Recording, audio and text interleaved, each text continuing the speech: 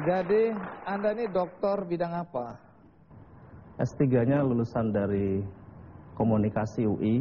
Nah, orang tua Anda pekerjaannya apa? Jadi kami itu dari Sragen pindah merantau ke Jakarta.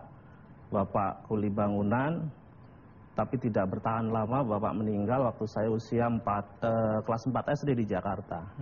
Nah, waktu kecil itu saya karena memang ekonomi bapak ibu begitu, saya jualan kantong plastik di Pasar Kramat Jati, kemudian nyemir sepatu. Kadang-kadang kalau hujan deras itu saya ngojek payung ya seperti anak-anak lainnya gitu. Lengkap sudah pekerjaan Anda ini ya. Iya, tapi sebelum Anda lanjutkan, menarik juga ya kalau kita simak dulu kisah perjalanan Anda. Ini dia kisahnya.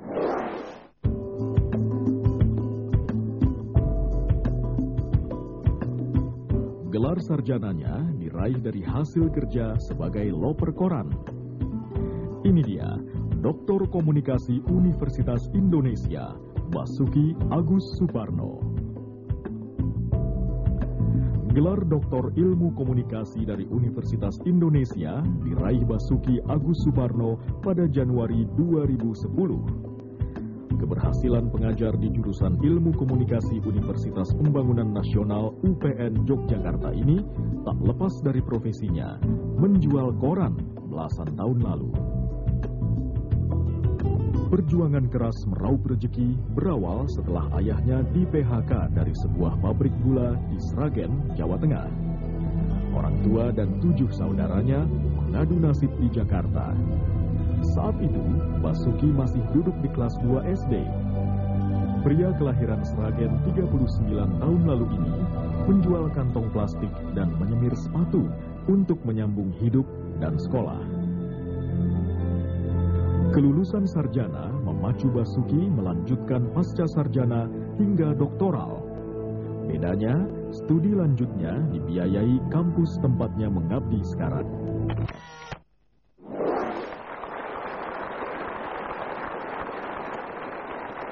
Setelah Anda pulang kembali ke Sragen, bagaimana Anda dan keluarga membiayai sekolah? Kalau biaya SMP, jadi saya di Jakarta itu sampai kelas 2 SMP. Karena bapak meninggal, ibu kemudian dan adik pulang lebih awal, memutuskan untuk kembali ke Sragen. Saya dititipkan ke kakak. Kedua tahun kemudian saya diminta oleh ibu untuk pulang ke Sragen.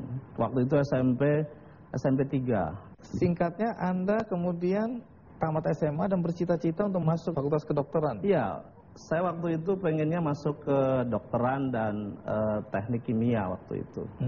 Karena saya waktu SMA itu kan A1, dulu kan ada pembagian A1, A2, A3 dan A4. Saya di A1 fisika.